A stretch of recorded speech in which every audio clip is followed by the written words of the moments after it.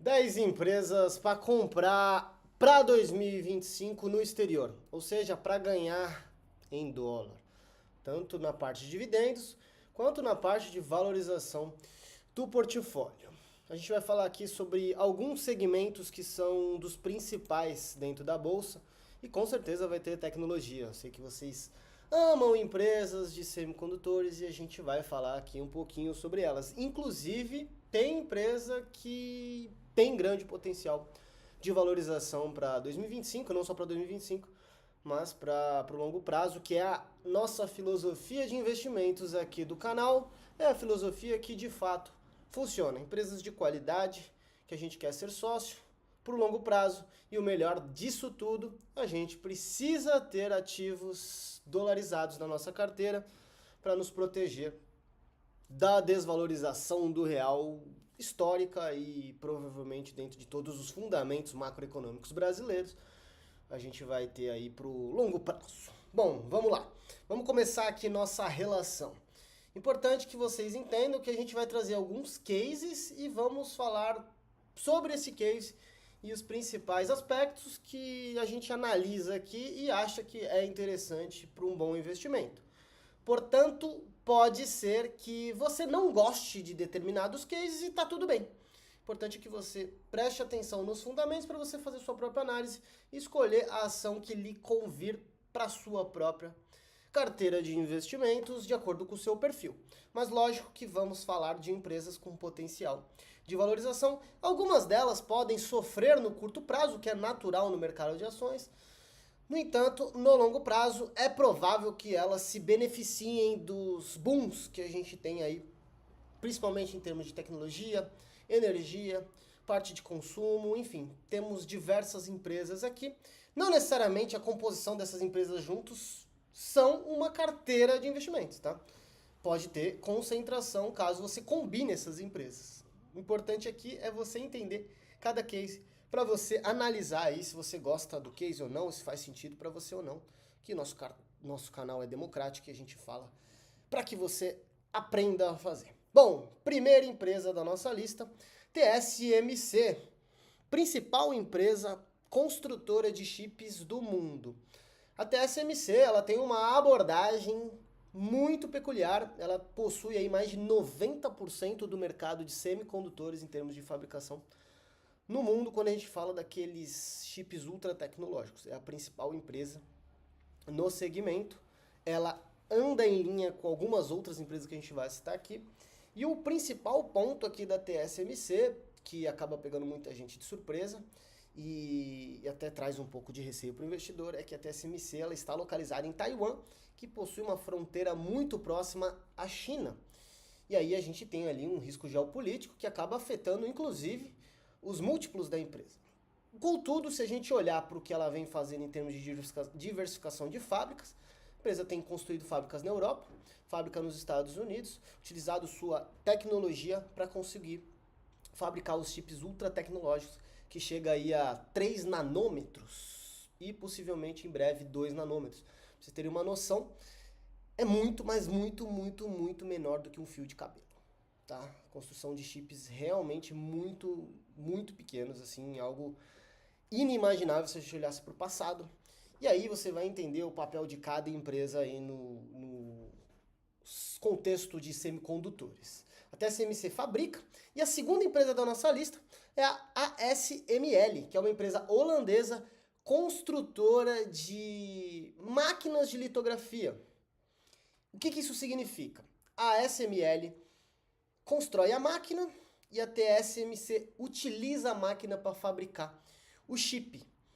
O que isso significa? Que as duas empresas andam combinadas uma com a outra. Tanto é que a TSMC é um dos principais clientes da ASML. E isso indica que são empresas que devem correr juntas. Inclusive, a terceira empresa da nossa lista aqui, vocês estão vendo que eu estou começando o vídeo com empresas de tecnologia e semicondutores. Porque é a modinha do momento, é o que vocês muitas vezes querem saber. Eu gosto de um cartel de empresas um pouco mais diversificado, por isso que a gente vai trazer outros. Mas como vocês gostam de tecnologia, são as principais empresas aí que a gente vai começar o vídeo. Mas fique tranquilo que vão ter outros setores importantes aqui já, tá? Terceira empresa da nossa lista é a NVIDIA. E por que eu estou correndo falando das três juntas? Porque uma complementa a outra. A NVIDIA é a principal empresa construtora de GPUs do mundo. É a empresa que tem mais se valorizado, fica constantemente entre a top 3, top 2, empresa mais valiosa da bolsa, com mais de 3 trilhões de dólares de valor de mercado, às vezes variando um pouco para baixo, às vezes variando um pouco para cima, principalmente por conta do seu desenvolvimento de GPUs, que são placas gráficas que antes eram muito utilizadas para games, para jogos, e hoje são utilizadas em larga escala para data centers. Data centers, a parte de mineração de criptomoeda, mas principalmente para data centers é o principal segmento dentro da NVIDIA que tem entregado crescimento expressivo de receita, e é por isso que a NVIDIA tem crescido tanto.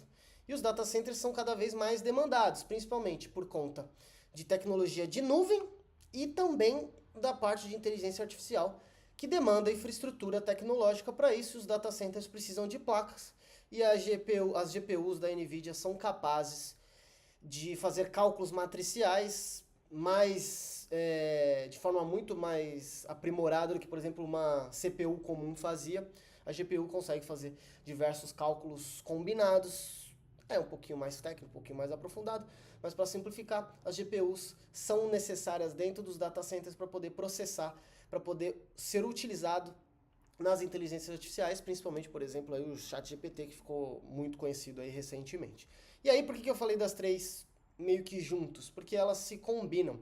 A NVIDIA desenha, a TSMC fabrica o semicondutor para as GPUs e a ASML constrói a máquina para a TSMC fabricar.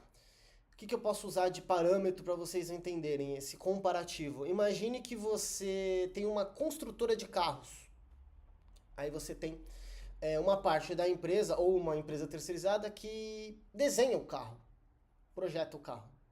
Essa seria, no paralelo da nossa conversa aqui, a NVIDIA. Ela projeta, a GPU projeta a parte de semicondutores para sua área tecnológica de chips. E aí, dentro da fábrica de carros, você tem o setor que projeta e tem o setor que fabrica.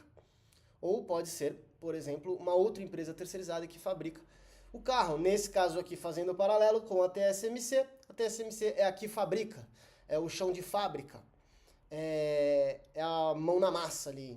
Mas se enganem vocês que é uma fabricação simples. Estamos falando de chips ultra pequenos, 10 vezes 10 a menos 9 o nanômetro. Então é algo extremamente pequeno, muito menor do que um fio de cabelo.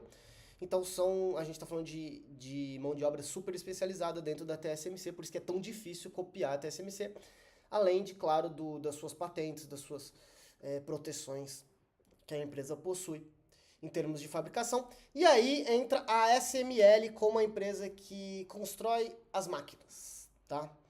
E no paralelo com o carro que a gente falou aqui, imagine que tem uma outra empresa terceirizada que constrói um robô que disponibiliza para a empresa montadora de carro poder montar o carro. Basicamente isso aqui, a grosso modo, é isso. TSMC, ASML e NVIDIA, top 3.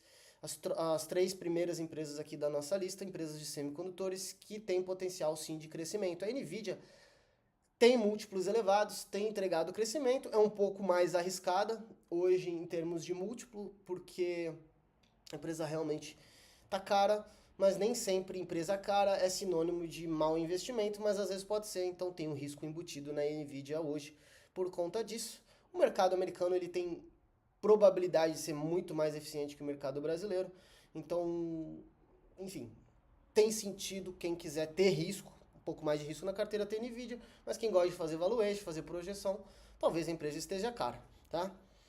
Mas falando de fundamentos, uma ótima empresa. Bom, quarta empresa da nossa lista aqui, Johnson & Johnson.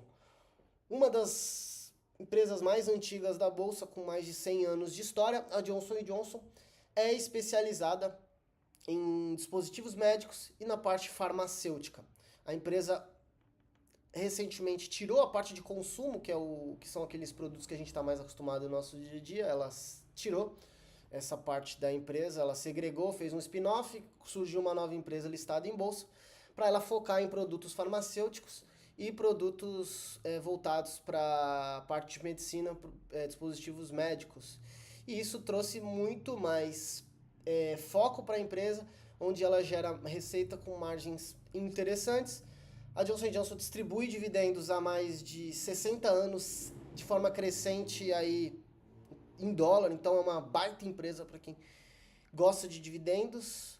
Naturalmente é uma empresa que não tende a crescer muito, mas para quem quer renda, para quem gosta de renda, é uma empresa que pode fazer sentido aí no curto prazo, já vai receber dividendos em dólar da companhia, tá? Ótima empresa para quem quer ter mais previsibilidade em carteira e uma empresa muito consolidada. Bom, quinta empresa aqui da nossa lista, vamos para uma empresa também muito consolidada aí, com décadas de distribuição crescente de dividendos, empresa que funciona há muitos anos, está em mais de 190 países, todo lugar que você for, você encontra produtos dela. Nossa empresa queridíssima Coca-Cola, você já deve ter bebido Coca-Cola, então você provavelmente já consumiu algum produto dela, que vem diversificando, trazendo outras marcas para dentro do portfólio. Recentemente, aí nos últimos 10 anos, principalmente a Coca refez as suas operações, ela começou a ficar focada mais na parte de marca e tem terceirizado parte da fabricação, né, na parte de engarrafamento principalmente, para terceiros parceiros. Dessa forma, a empresa tem conseguido melhorar suas margens, tem conseguido se tornar mais eficiente, por incrível que pareça, apesar de ser tão validada, tão incrível assim, é uma das principais empresas do portfólio do maior investidor do mundo, Warren Buffett, que fez a aquisição da empresa ali no início da década de 90, final da década de 80, e hoje colhe bons dividendos da companhia, lembrando que as empresas americanas tendem a ter um dividend yield mais baixo, por vários fatores, uma conjuntura, uma estrutura muito mais sólida lá nos Estados Unidos, as empresas tendem a ter muito mais eficiência, principalmente tributária, então tendem a distribuir um pouco menos de dividendos. Mas como elas também tendem a se valorizar a longo prazo, muitas vezes o dividend on cost, que é o quanto você pagou pela empresa, comparando com o dividendo, no longo prazo se torna um dividendo atrativo, foi o que aconteceu com o Warren Buffett, então é uma empresa que faz muito sentido dentro da carteira dele. Coca-Cola, distribuidora de dividendos também, é uma empresa sólida, continua sendo um bom case, e ano que vem provavelmente vai continuar distribuindo bons dividendos. Sexta empresa da nossa lista, sexta empresa, Visa, empresa que é responsável pela maior estrutura de pagamentos do mundo. Ela consegue conectar os consumidores aos lojistas, aos bancos, ela faz ali o meio termo de tudo. Quando você passa o seu cartãozinho na máquina, você precisa de uma infraestrutura tecnológica bem robusta para que não haja uma cagada, né? Já que você vai fazer o pagamento e o dinheiro vai sair da sua conta. Então o banco tem que conectar com a maquininha e essa transação precisa ser muito segura, e a Visa tem a maior infraestrutura do mundo, ótimo case, com ótimas margens. Um dos riscos recentes que a gente tem visto no mercado tem sido por conta de tecnologias disruptivas que utilizam blockchain, que podem de alguma forma afetar a soberania da Visa, mas eu acredito que por conta de toda a sua segurança e utilização junto aos bancos, a empresa continuará sendo uma empresa com ótimos diferenciais competitivos e claro que vai utilizar as novas tecnologias ao seu favor, tá? Sexta empresa, Visa. Recapitulando aqui, falamos de TSMC, ASML, Nvidia, Johnson & Johnson e Coca-Cola. Sexta empresa foi a Visa. Ou seja, falamos já até agora de diversos setores, segmentos diferentes. Vamos entrar também ao lado da Visa ali, que é uma empresa dentro do setor financeiro, mas tem uma pegada muito tecnológica dentro da Visa. Vamos falar sobre o JP Morgan, o banco mais valioso dos Estados Unidos, que se uniu ao Chase Manhattan, que tinha uma pegada mais voltada para o consumidor final ali, o pessoa física.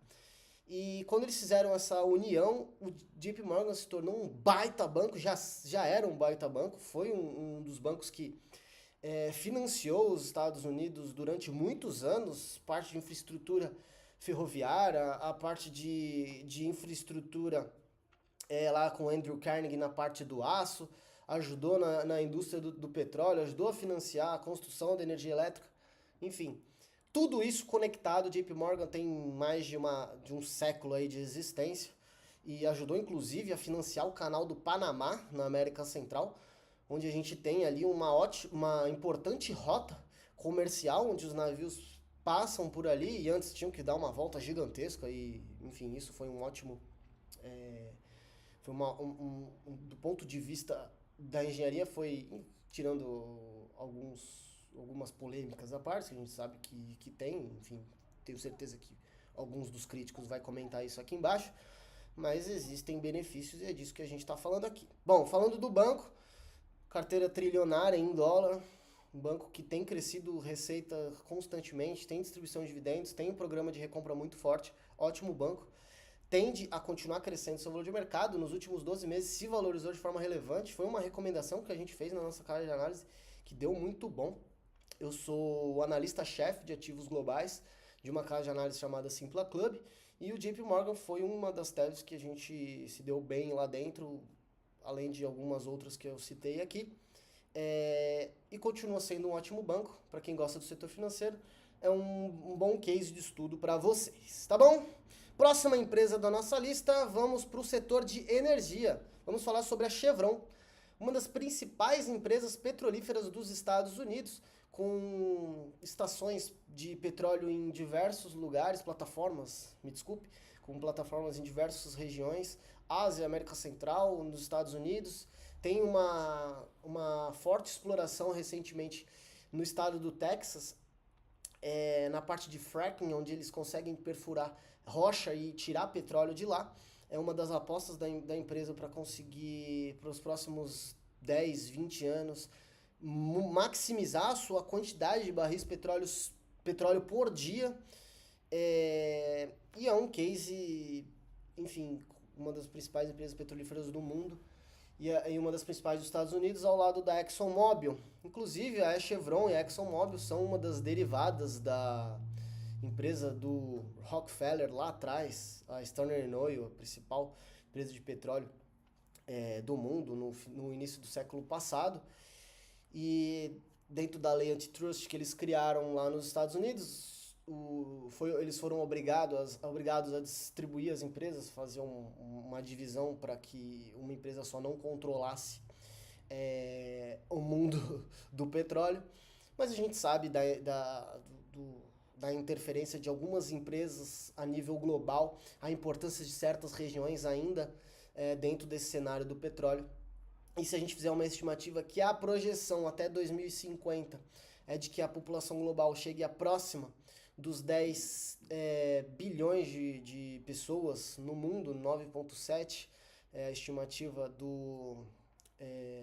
uma das principais estimativas que são colocadas que chegue nesse patamar. Então o mundo vai continuar sendo voltado para a energia, apesar das energias renováveis terem uma pegada cada vez mais importante, e é importante que realmente as energias renováveis tenham investimento, tenham construção, mas durante esse período é necessária energia, a gente não consegue viver sem ela.